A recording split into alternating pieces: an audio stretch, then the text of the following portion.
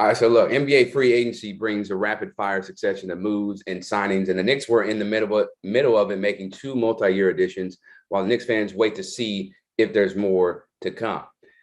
And we hope to provide those answers here on the Putback with Ian Begley Free Agency Live. I'm Chris Williamson, alongside our aforementioned SNY NBA insider. Back with us after breaking news coverage last night is CP The Fanchise of Knicks Fan TV, and we're thrilled to be joined once again by Ashley Nicole Moss. She's on SNY and she's on SSI. She does everything. Just got back from a wonderful vacation in Jamaica, and we're streaming live on SNY.TV, as well as Twitter, Facebook, YouTube channels. Make sure to get your questions posted in the comment section. As always, we're going to tip things off with the baseline. And Ian, we're about 18 hours into the official start of free agency, and the Knicks made a couple big signings yesterday, but today they're taking care of some internal matters. So what can you tell us about those things? Yeah, Mitchell Robinson back, 4 years, $60 million. A source confirmed. ESPN had that first. But what that means is the Knicks have a deep center position right now. They have Robinson. They have Isaiah Hartenstein, who they agreed to terms with last night. They have Jericho Sims, and we'll find out about Taj Gibson, I think, in the coming weeks. But a lot of depth at the five. Robinson. There was negotiations on a potential extension over the course of the season. Obviously, they didn't get to a number where they agreed upon. I think there was some maybe hurt feelings over the course of those negotiations. But over the course of the year, I know that some Knicks decision makers really, really felt that Robinson was an imperative part of Tom Thibodeau's defense. And they really came around on the idea of committing to him long term. There was a market for Robinson, and I know Toronto was among the teams interested, but the Knicks, I know, felt pretty good about the idea of being able to get him back going into free agency, and they will use his bird rights. They'll exceed the cap to get him back on that 4-year, $60 million deal. Yeah, and he made 62 starts last year, averaged about 8.5 points, 8.5 rebounds per game, almost 2 blocks a game, played in 72 games. So the availability was much better than in years past. Now, Ashley, we're going to get into the center position and how everything will play out with Jericho Sims specifically, but how do you feel about bringing back Mitchell Robinson under the parameters that Ian is suggesting? I'm kind of on the fence with it. CP and I have had this conversation about Mitch before. There's holes in his game that I haven't seen improvements on yet. So I was a little, especially with someone like Jalen Duren that we could have got in the draft, and that would have saved us, I think, around like $20 million at the center position. I've interviewed him before. I thought he was NBA ready. I really thought he would fit with the Knicks. We didn't go ahead and make that happen. With Mitch, there's a lot of good things with him, but I think for me, my biggest thing is the intangibles. And we've had conversations about his immaturity off the court before. And, sometimes when you get your big payday, that either makes you more mature or it makes you less mature. Only time is going to tell. I just hope that he goes in the other direction, because one of the knocks against him has been that he hasn't handled certain situations with the level of maturity and grace that you would want from someone who plays in New York. Again, you kind of take it into consideration. He's young, but you look at someone like an RJ Barrett, also young, handles things differently. So for me, yes, I think he is a pivotal part of the New York Knicks, but sometimes you have to look at things outside of just the game. And like I said, there are things in his game that I'd like to see improved. So, for me, it's time will tell with Mitch. And I hope that I'm definitely proven wrong in this situation.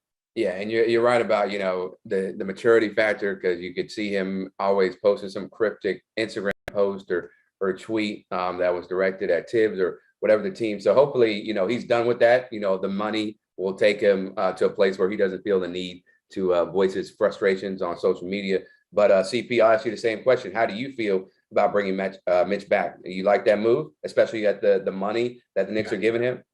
Yeah, well, Mitch is my guy. And, first off, congratulations to him. He was making about $1.6 million when he came in. So to be able to get this deal and take care of his family, I think is a good thing. The rumor was that it would be a 4-year, $60 million deal. And as I saw some of the deals that came through last night, Nick Claxton got 2 for 20 with the Nets, Mo Bamba 2 for 21 with the Magic. I figured Mitch's number would be around, that 13 or 15 range. So now that it is at the 15, I think for a player of his skill set right now, it is a little bit on the pricey, on the premium side. 48% from the charity stripe, very limited offensively. Really just a rim runner at this point. But his impact on this Knicks defense can't be understated. And when you're bringing in a Jalen Brunson, you already have an Evan Fournier. Your perimeter defense is going to be compromised. You need Mitch right now. And even though his fit on the offense in terms of spacing is going to be questionable, his impact on this team on the defensive end is major. And as Ian said, Tom Thibodeau wanted that back. They had to pay for that premium, not to mention how he impacts the team on the offensive glass, getting them second chance opportunities, cleaning up a lot of their mistakes. I think, that alone warrants Mitch coming back. And so you hope that as, time progresses and his career progresses, he'll be able to add a little bit of offense to his game. You're not expecting him to be a step out, stretch five, but, be able to put things back, a little turnaround jumper, some 3 to 10 feet out, I think would do serve him well. And he's got to clean up at the charity stripe. As I said, only 48%. You don't want this thing to turn into a hack a Mitch situation where we did see in a couple of games late last season, because you want him to be out on the floor as much as he can. So overall, I'm on board with the deal because I think the team needs him right now. And, we'll see a couple of years. It's certainly a tradable contract down the road. Yeah, who knows? I would add on that is to CP and Ashley, like I hear you, and I feel like the concerns over his lack of progression, particularly on offense, are valid. I spoke to people as recently as last night, and people around him, people around the team. Some people feel like there's a lot there that he can do on the court that we haven't seen yet, that he's just kind of scratching the surface of his talent. So I know, on Twitter, you see the 3-point shooting in the offseason for Mitch, and you always wonder, where is it during the season? I think there's a belief on both sides that that's potentially there, and like the game can continue to expand for Mitchell Robinson. So he's incredibly talented, and they say they see him as only scratching the surface. Yeah, and hopefully we get to see that in fruition this year. And Tibbs gives him the green light, what I'm saying, like to shoot those 3-pointers as he has been doing in his workouts. But meanwhile, outside of Mitch, Ian, what else should we be on the lookout for over the next few days? Yeah, on the Jalen Brunson front, I think still kind of the idea that it could be a sign and trade, I think, is not totally dead. I was told last night that the specific structure of Brunson's deal was still being worked through, still open. So we don't know if it's ascending, descending, flat.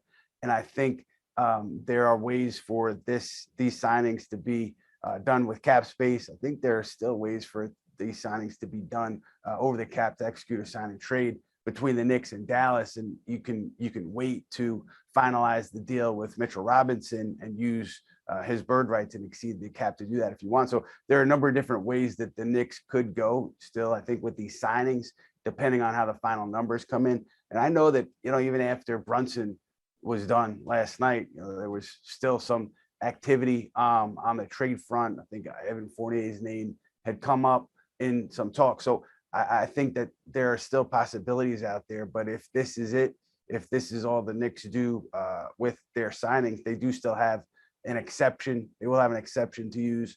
So they still have some money to play around with. And I'm still wondering, though, how this is going to shake out with Brunson, sign and trade, what happens with Fournier. So those are the things that I'm keeping an eye on here as we get into day 2 of free agency. Hey, look, man, you must have read my mind, Ian, because that's my next question about Evan Fournier. Well, actually, it's coming from Jay Val, 845, who says, we have to trade Fournier now. Ian, what's the latest on Fournier's future in New York in your eyes? Yeah, I know that they've been talking to teams prior to the draft, after the draft, and again, recently, as I think last night, about potential deals. But I know that there's some concern internally about Brunson, Fournier backcourt defensively. So I would think that, I think that you need shooting. And so to trade the best shooter on your team just to do it doesn't make a lot of sense to me, but I'm not making the decisions. But I do think that if Fournier is here next year, starting next season, I would assume that the starting backcourt is different, whether it's sliding RJ Barrett to shooting guard, putting Quentin Grimes at shooting guard. I do think the starting lineup would look a little different if Fournier is on the team starting next season. Yeah, definitely. Yeah, I'm with Ian on that. I mean, he's our best shooter on the team after all, right? So it's got to make sense if they move him. You understand why they would want to move him. I do feel that we need to give a longer evaluation to some of our wings, namely Quentin Grimes. He's a candidate for me who I would put in that starting lineup because he's a low usage, high efficiency 3-point shooter. You want to continue to space it out with adding Brunson and Julius and RJ in that lineup, and he's going to be a tenacious defender for you. You know, get you some takeaways on the other end, jumpstart the offense, get Brunson and RJ out and running. So I think Quentin Grimes is a guy that I'd like to see in that spot. Cam Reddish secondarily. But as Ian said, you could always use Fournier's shooting, whether it's starting off the bench. So if there's a deal out there that makes sense for the team, go ahead and do it. But I think he can still help in a reserve role and ultimately getting his minutes, kind of throttled down as the season goes on, and you propel Grimes. And if Reddish is still on the team, Reddish as well. Right. That's the thing. Like if he's in a reserve role, I think that suits the Knicks much better and him as well. He probably won't like, not starting. But with the players that they have, I think that's just a better compliment. Now, asking how much of a priority should it be for the Knicks to try to shop Evan Fournier? Or do you feel like, let's do this thing another year and see what you got? I don't think it should be a priority unless there is like some monumental move out there that you want to make. I don't think that Evan Fournier is that detrimental to the team that you want to dump him as soon as possible. I agree with both what Ian and CP said. If it's there, you entertain it. If it's not, you don't sweat it. I think that, at this stage of the game, the Knicks are no longer in the early rebuilding era. I think, right now the floor is trying to recreate the magic of 2020 bare minimum, get to the first round of the playoffs and possibly go even deeper. So in order to do that, every move has to be a calculated one. You don't want to go ahead and jump the gun trying to make something happen that may not result in the results that you want it to result in. So, which is one of the reasons why I was a little bit concerned about Jalen Brunson, because it seemed like to me a lot of money for someone who is coming off of one good season, right? And if you look at his numbers, the first round against Utah was sensational. The next two rounds in the playoffs, he fell off. He was averaging about 18 to 19 points in both of those series. So while I think obviously the Knicks drastically needed a point guard, and I think Jalen Brunson is going to be an asset to the team, the money was a little bit concerning for me for someone who was not in or is not in the top 10 percentile of their position. And also we only have one really, really great season to go ahead and gauge that. But the market is what the market is. And sometimes when somebody needs something, they're willing to pay a little bit more for it. My only concern with that is sometimes you don't want to go ahead and dig yourself into a hole that if you need to make other moves, now you're a little bit handcuffed with the money that you have available to do so. So it's not about not wanting or not needing Jalen Brunson. For me, it was about being a little bit smarter with the money. But like I said, the market is what the market is. And you can't hit on the man for getting paid because he's going to take what is offered to him. So one thing on what Ashley was saying, I think she hit it on the head in terms of the market being the market, but also, having some question marks about the contract here. And also, I think that you look at the Knicks process to get here, right? They signed deals in 2021, that offseason. And yes, they said that at the time that they would have flexibility. They did have some flexibility, but they also had to include draft assets to get off of those contracts for, Walker, Alec Burks, Nerlens Noel. And you did that in order to create the cap space to sign Brunson. So already the process is certainly not a straight line. And then the number is the number. I think that if Brunson, even if he plays at the level he was playing at Dallas, the number, it won't be terrible, especially if the cap goes up, but also the optics because of Leon Rose, former CAA agent, was Jalen Brunson's agent. Obviously, Rick Brunson was hired to be on Tom Thibodeau's staff last month. That's Jalen Brunson's father. Jalen Brunson is still a CAA client. Aaron Mintz, Sam Rose, I believe, are his co-agents. Sam Rose, Leon Rose's son. So, the optics and the way they got here, to me, it means that this really has to work for this front office and this group. This is an all-in move to me for them. Not saying that they're all in trying to win a title by signing Jalen Brunson, but just that this has to help get you to the next step.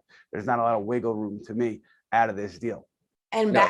and tapping into that, another reason why it was very confusing for me was because everybody kept saying unanimously, Jalen Brunson's not the answer. He's not the savior. He's not the answer. He's not the savior. But to go ahead and treat him as such was a little bit of a contradiction, because you don't go ahead and bend over backwards and move around all these pieces and offer a little bit more than probably what a player where he is right now in his career would be worth. And I hate to say would be worth, but in the realms of the game would be worth.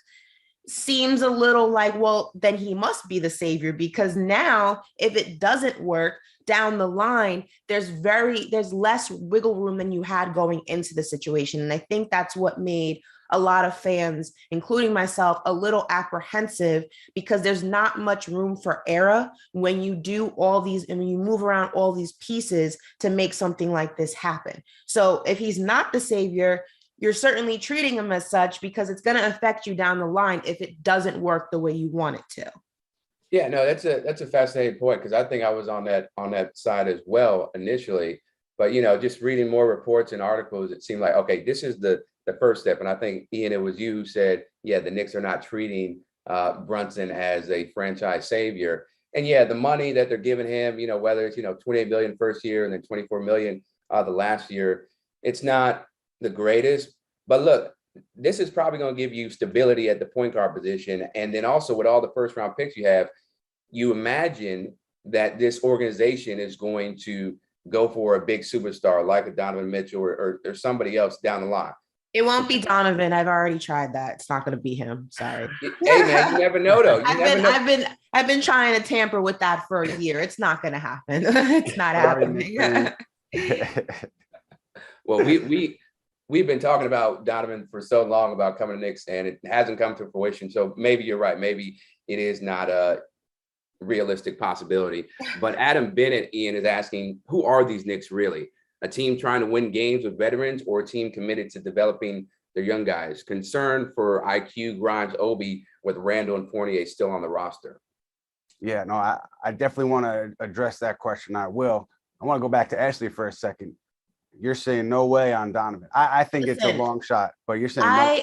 I've tried to recruit Donovan himself. I've tried to have Fat Joe do it. I've reached out to every single person I know, including the source, to make it happen. It's not happening. So maybe someone else needs to tap in and tag team this with me, because I'm not getting anywhere on my end. So and she's trying for you. She is trying.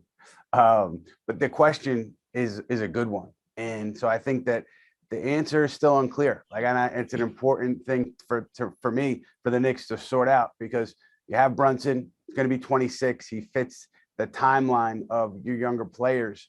So it makes sense in that department. But then with Tom Thibodeau, last year it was Kemba Walker and Evan Fournier starting backcourt, obviously playing ahead of younger players. And then second half of the season, there were injuries. Younger players got more minutes, and they continue to get more minutes. But I don't know if that has been settled yet, the full direction, if they're going to go play young guys and put wins and losses as a secondary factor, or if they're going to continue to lead on veterans. To me, with the age of the group in general, I don't see like a old veteran really getting in the way of a young player, except for Julius Randle, who's not an old veteran. He's a young player, but just the idea of him and Obi Toppin, and how many minutes is Toppin going to get this coming season? How many minutes is Randle going to get this coming season? To me, that is still an issue that I think needs to be resolved. Are you going to play them in the same lineup? I think that there's got to be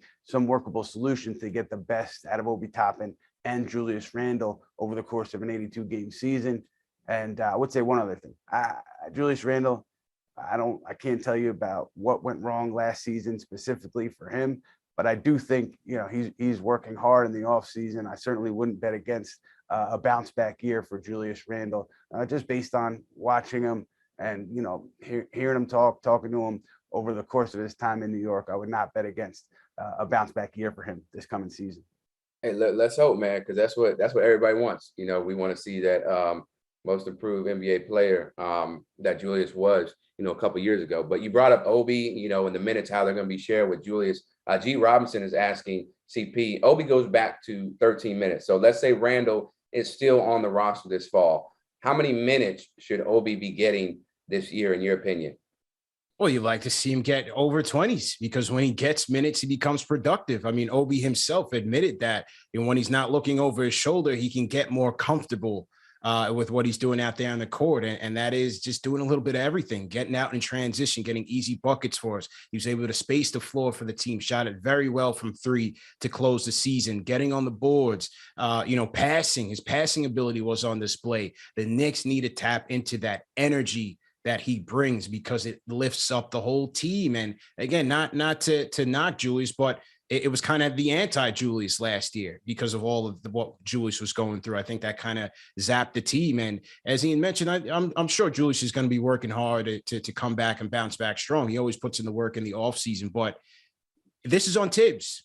How is he going to balance this thing? You just brought in Brunson. You saw how Dallas operated in that Jason Kidd offense. It was 5 out. As I said, Kleber, they were going small, sometimes Powell at the 5. He's got to try that out a little bit more. Julius, Obi, see where that goes. They brought in Hartenstein, and I think you'll see Hartenstein out there with Brunson, with Obi at times to kind of spread things out a little bit. But try it with Obi and Julius. See where that leads and how things may be able to open up on the offense because Obi, he needs the minutes, and if he's going to be here, don't waste that talent. Don't waste the asset that you spent the lottery pick on by giving him, veteran bench minutes, 10, 13, 15 minutes a night. He needs more than that.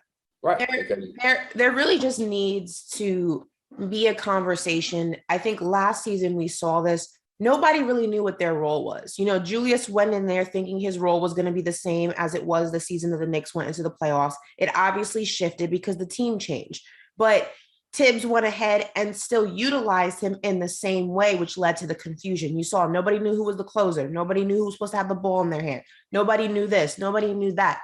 There needs to be clear, concise roles for each player on the team. So going into the season, there's no confusion on when this one's pulled, when this one gets a certain amount of minutes, when this one is the closer, when this one's primarily handling the ball. You can't let that be ambiguous. It has to be clear and concise. I think ultimately that will make this team better. You look at any other team in the NBA, for the most part, obviously there's switches and things like that, but for the most part, you know who your primary ball handler is. You know who your closer is. You know who your main defender is. You know who's going to go ahead and be in that corner. You know who's going to go ahead and be in the field. You know where everyone is going to be. The Knicks need to go ahead and take a page out of mostly every other team in the NBA's book so that your players don't feel, a certain type of way about the way they're being utilized. That's not going ahead and affecting the rest of the team. The chemistry is not off. They're not angry at each other. They're not angry at the coaches. They're not angry at the refs. Everyone knows what they're supposed to do and where they're supposed to be at all times. That is the key going into next season, especially with all the changes, again, from last season to this season. Yeah, I think, and it's a great point. There's got to be transparency from Tibbs. And they're going to have to figure things out because obviously it takes time to build chemistry. But if you have a defined role, like here's what you're going to be doing, Obi, here's what you're going to be doing, Julius, I think it lends to a better product, on the court. But as always, visit SNY.TV for the latest on the Knicks and free agency. We have Ian's latest reporting, plus David Würzberger explores how Jalen Brunson and Isaiah Hartenstein fit onto this roster. And speaking of Hartenstein, they agreed to a 2-year deal with him, $16 million with the center.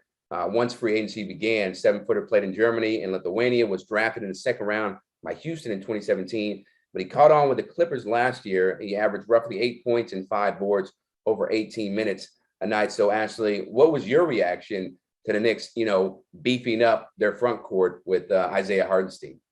First of all, the Knicks love them a European player, don't they? They love somebody with a red passport book, don't they? Listen, I'm not against it. I think that the Knicks are really at this moment in time seeing what moves they can make outside of the more quote unquote blockbuster ones that are going to be difference makers in this team, right? Will it work? You don't know. But I think right now you're at the stage where there's no more going small in your decision making. It's now what you got to do is throw a bunch of things to the wall, see what sticks. And if it doesn't, ultimately fix it a lot quicker than we have in the past. I think that right now, time is of the essence. You have guys who have been in this system and are starting to learn the system more and more each and every season, are starting to gain their confidence. That's the young guys. You have your player like Julius Randle, who you went ahead and paid, who, yes, we're going to go ahead and see what that looks like. There's a lot of gaps that still need to be filled. It's trial and error. Will it work? I don't know. Do I think it's going to be a lot better than what it has been? Yes, is the long-term answer. I don't think so, but it's the answer right now. So I think the Knicks are just trying to adjust from multiple different angles. So I'm not mad at the decision at all. Yeah, I think it's a good deal for them. Obviously, helps replace the role that Nerlens Noel played. Obviously, he's gone now to the Pistons. But let's go stargazing for a couple questions, CP. Do we see Carmelo Anthony as a potential fit on the Knicks? I love Melo. Say yes. Listen, I love Melo, my favorite player. I'm going to say it again and again and again. No more talk about Melo, man. We got to leave it. We got to leave it. But we're focused on the youth. What if it's just a one-day contract so he can retire? Of course, all day. And I'll put him up in the rafters. We'll do a whole show from there. I would love to see that. I would love to see Carmelo get that respect. But, to command playing time, taken away from the young players, the media attention. Look, I think he would be a positive force on this team, but I want to move forward. We got Brunson. RJ's going to get his max contract soon. We just got Mitch. Let's focus on the youth, man, and stop looking back in the rearview mirror. Hey, but look out for it. The Putback with Ian Begley, number 7 retirement ceremony, live from the Garden. It could be happening. All right. Yeah. But speaking about another superstar, obviously Carmelo is not what he once was. I'm sorry, man. Can I jump in on Melo for 1 second? Yeah. My understanding, at least, going back, more than a year now, was that the idea that if Carmelo, wanted to come back, and especially wanted to have, his final year in the NBA here, my understanding was that was on the table, and I haven't heard anything about it being off the table. So I think if Carmelo wants it, and it could be like a final season, I think that has been on the table. But I don't know what he wants to do, and maybe the Knicks had changed their mind recently, but I know that had been kind of talked about broadly, going back to at least a year ago. Okay. All right. I think he still wants to win that ring. To be honest, we'll see if that actually happens. But yeah, you wouldn't be mad if, it's a short contract, something, just give him respect, as you guys were mentioning. But where do you think Kevin Durant ends up? And do you feel like Kyrie is going to be in a different city, or is he going to be, traveling with his brother to the same team? My feeling now is both will be gone, and I don't think they'll end up on the same team. I think, Kyrie, we knew about it before he opted in, the mutual interest between himself and the Lakers. And so I think that's the pathway for Kyrie, is the Lakers figuring out what they can offer, the Nets figuring out what they're comfortable with. And I would think that gets done ultimately. With Kevin Durant, the interesting thing to me is, are the Nets going to work with Durant, try to get him to one of his preferred destinations, or are they going to get the best deal possible? So I would assume that they would kind of work with Kevin, but I just wonder, what would their motivation be at this point to work with Kevin, because of the state of the franchise right now, right? Well, it sets a bad precedent if they don't. I mean, it's an unspoken rule that there are certain players that when they request a trade to a certain market, you adhere to that, just because it sets a bad tone, in the league and with the players within the league. It leaves a bad taste in their mouth. That would be like LeBron James asking for a trade, and you're like, nah, I'm not trading you. And if I do, it's going to be where I want to. You just don't do that. It's just not a good idea. I hear you, but at the same time, if I'm like Joe Tsai right or wrong, has already taken a pretty hard line on Kyrie Irving and with not offering him the max. So I just wonder, I'm not saying they're right or wrong. I just wonder if that hard line stance that was taken against giving Kyrie a deal that he was comfortable with is then taken with Kevin Durant, and they say we're going to do what's best for us. I agree with you. The perception would be bad among players. It would not be something that endears the franchise to any future star free agents. But I just wonder how they move from here based on the whole situation. I think it would be a bad look because the difference between Kevin Durant and Kyrie is Kyrie has been, for everything that he offers in skill set, and I don't think anyone here will say he's not one of the most skilled players we've ever seen, if not the most. He brings a lot of things that are just detrimental to a locker room and to a team. You saw that last season. Kevin Durant, on the other hand, has given everything that he has been able to give to this Brooklyn franchise throughout all the chaos. He's come back from multiple injuries. He's gone through multiple playoff series by himself, basically, and it still hasn't been enough. He knows, look, I'm 33 years old. I'm not getting any younger. This team's not getting any better. We went through the James Harden saga. Then it was the Ben Simmons saga. Then in the middle of that, it was the Kyrie Irving saga. I feel like Brooklyn should do right by the one player who has ultimately always done right by them. Now, when you look at his trade destinations or the rumored destinations that he wants to go to, Phoenix and Miami being on the top of that list, that's where the waters get a little muddy because I don't know what Phoenix and Miami have immediately. Obviously, picks and stuff, you look at future things down the road, you can always make that happen. But immediate players, I don't know if they have enough to where Brooklyn's going to be like, okay, that's worth a Kevin Durant, because Devin Booker's not going to happen in Phoenix, right? Chris Paul is probably not going to happen either. You have your other role players, but they're not Kevin Durant. In Miami, Jimmy Butler's not going to happen. Bam Adebayo's not going to happen. Tyler Hero, okay. Tyler Hero's not a Kevin Durant. That's going to be the trickiest part of this trade, is finding that equal partner to the immediate beneficiary of the Brooklyn Nets, not thinking down the road. I don't know if a team has that right now. I don't know if any team can offer what the Nets would immediately want from another team to do a trade with Kevin Durant. I don't think it exists. Yeah, well, Katie dominating once again the free agency cycle, just like he did in 2016. But we have one more live putback coming this Wednesday at noon. CP will be back for that one. We'll recap the Knicks free agent pursuits and look ahead to the season with the roster as it currently stands. That's Wednesday at noon. And it's wherever you're watching right now. All right, so it's time for final thoughts. And CP, what's one more move you'd like to see the Knicks make this offseason, whether it's an addition or a subtraction?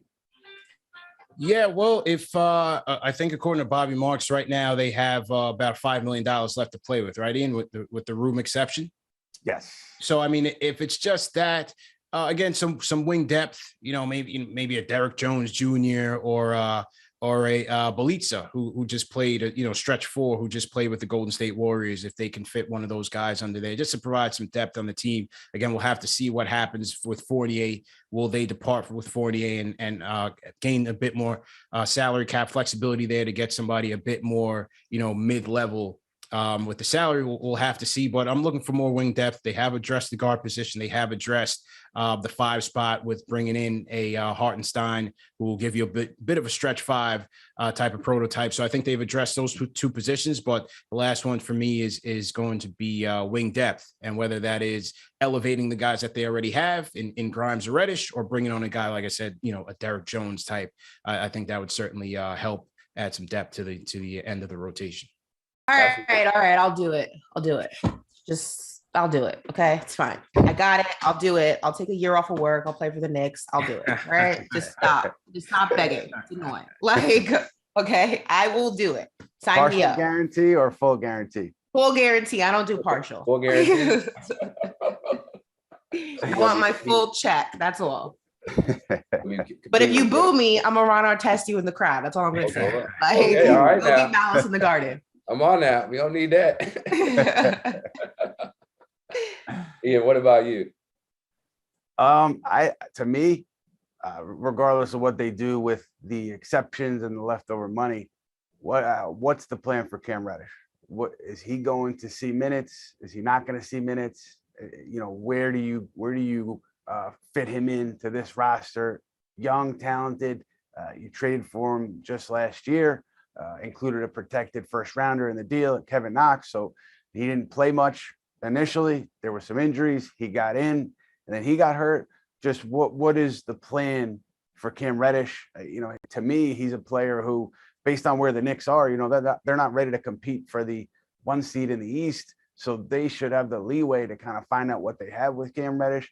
Maybe they already know based on workouts and practices, et cetera. But I think, you want to see him on the floor and you want to see what you have in him as he goes through this 4th season, and he'd be a restricted free agent next summer. 100%. I agree with that. Yeah. And also, my final thought is quick: is give RJ Barrett the keys. That's all I'm saying. This is his team. When the time comes, he's going to go ahead and get paid. This is the season that you need to go ahead and see what kind of leader RJ Barrett can be immediately and what type of leader he will be down the road. Everything else has to revolve and fall under the RJ Barrett umbrella. It's his team. Figure out what that looks like with him at the center. I agree. And I'm sure you agree with this, Ashley. LaJuan Williams made a comment saying, trade Julius for Ashley. I don't know. Yeah, I don't know how you feel about that. I mean, I'm a big Julius Randle fan, but if it's Julius and me, I feel like there's no competition. You know what I'm saying? Like, I feel like he would understand. Of course, you would pick yourself to go on the Knicks. There's nothing. But like I said, if you boo me, I'm going to fight you. So right. You might want Julius you back. got the left hook. You got the right hook. Let's see it. I'm just saying, one time you boo me and you see what that looks like, you might want Julius back. At least he, at least he doesn't throw hands. Yeah. All right. Well, that's going to do it for this edition of the Putback with Ian Begley. Our thanks to Ashley Nicole Moss. Make sure to give her a follow at Ashley Nicole Moss for her takes and everything that she's up to. And thanks to CP, the Fanchise, Knicks Fan TV, for once again lending his thoughts and opinions. As always, make sure to check him out tonight at 7 on Sirius XM NBA Radio as he makes his debut there. Best of luck to you. I'm sure you're going to kill it like you always do. But for Ian Begley, I'm Chris Williamson. Make sure to keep it locked to SNY.TV for the latest, and we'll see you Wednesday at noon. Layout.